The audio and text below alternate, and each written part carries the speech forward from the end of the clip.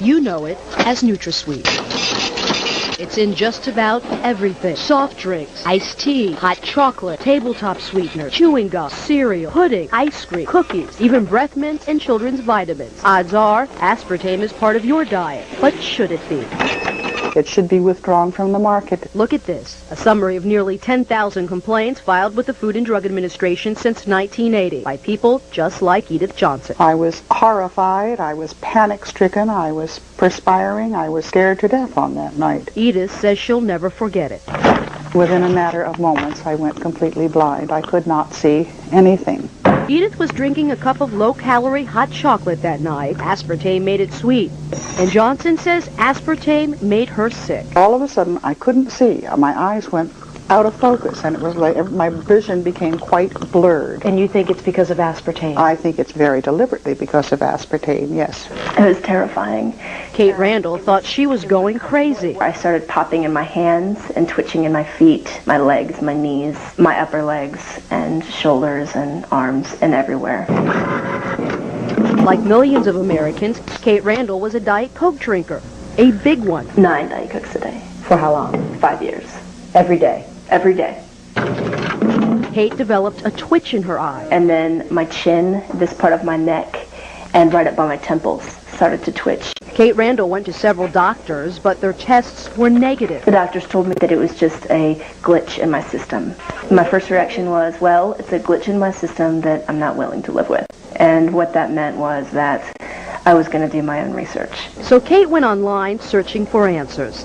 And she says what she found left her with a bitter taste for NutraSweet. I absolutely believe that it was the breakdown of my health for 2 years.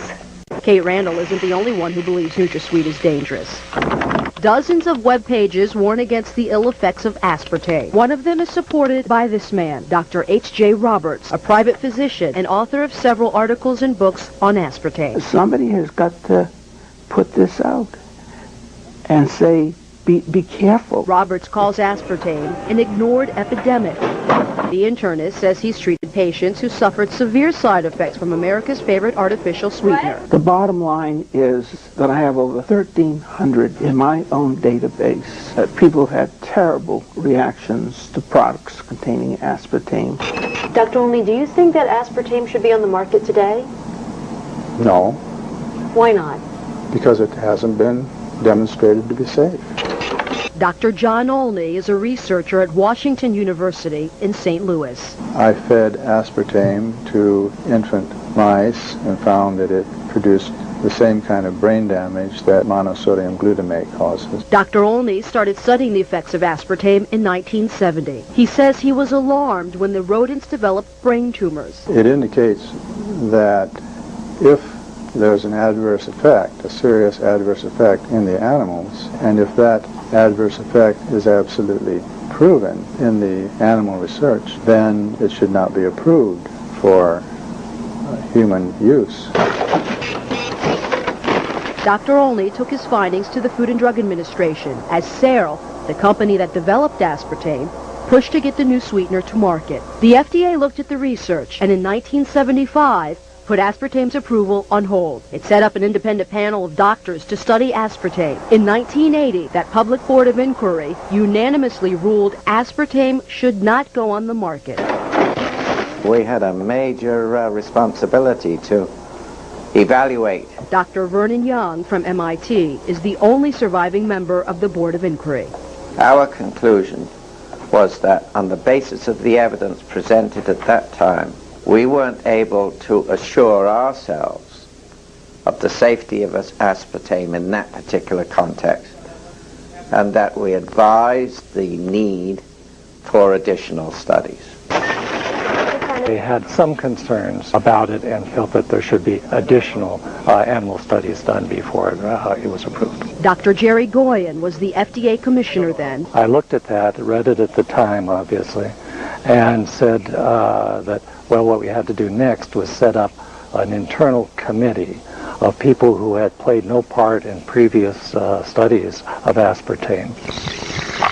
But Goyen never had the chance to review the results. That's because he was forced to step down in 1981 when newly elected President Ronald Reagan appointed a new commissioner. That commissioner quickly approved the use of aspartame for dry foods like cookies and pudding mix. Just 2 years later, he okayed it for carbonated drinks. We tracked down that FDA commissioner, Dr. Arthur Hall Hayes. Hi, Dr. Hayes. Yes? My name's Aline Sergani with Fox 5 in Washington. Yes? Can we ask you a few questions about aspartame? FDA has all the information you need.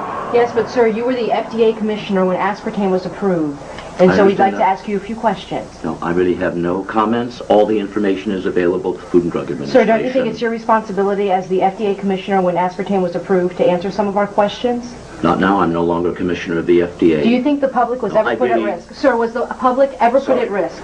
Sir, do you think he put the public at risk, sir? Yes, I do. Senator Howard Metzenbaum has his own concerns. I can say that I was dissatisfied with the manner in which aspartame was approved. So Senator Metzenbaum requested a review of the FDA's approval process. I have a kind of recollection of it that sort of left a bad taste in my mouth. And it wasn't from aspartame. To understand the senator's concerns, you have to realize what this little blue packet is really worth. Searle sells millions of dollars of aspartame each year. It's used in nearly 6,000 products, including Diet Coke. Searle had a vested interest in keeping aspartame on the market, and the American public had a craving for a calorie-free sweetener. It was a big public issue. It was a matter of considerable publicity and public attention. Between my first and second seizures, I asked my neurologist about aspartame and a possible link to seizures. The Senate's public hearings took place in 1987, but nothing came of Metzenbaum's worries. The committee decided not to request more studies and left aspartame on the market. I think that there were a lot of politics involved in its being approved.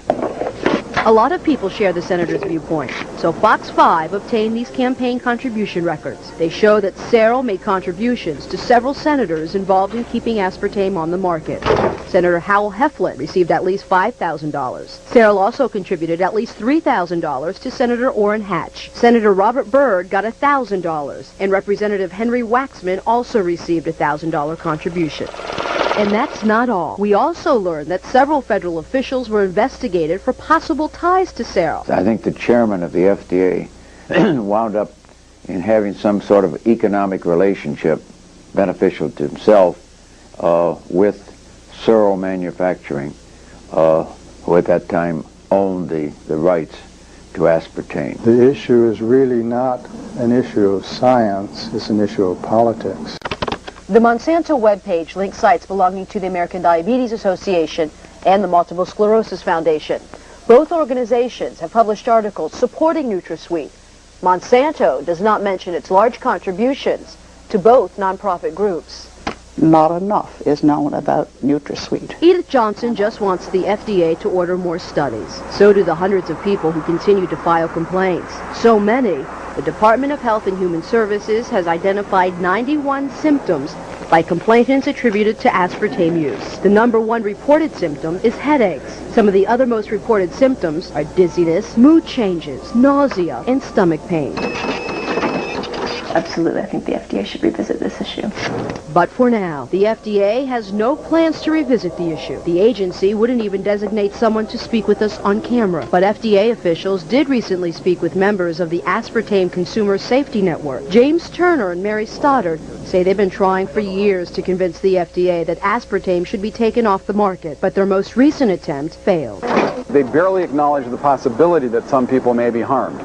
Their basic position is that in everything they've looked at, all the data has come in and there's nothing, zero, that suggests to them that there's any problem. The Food and Drug Administration maintains aspartame is safe, but that's no comfort for Edith Johnson. You are talking with a very angry lady. I am furious today.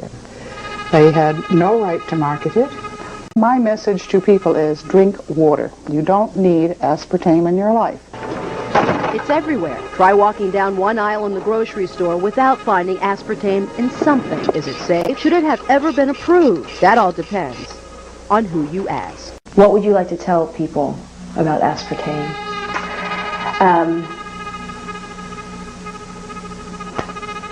Avoid it.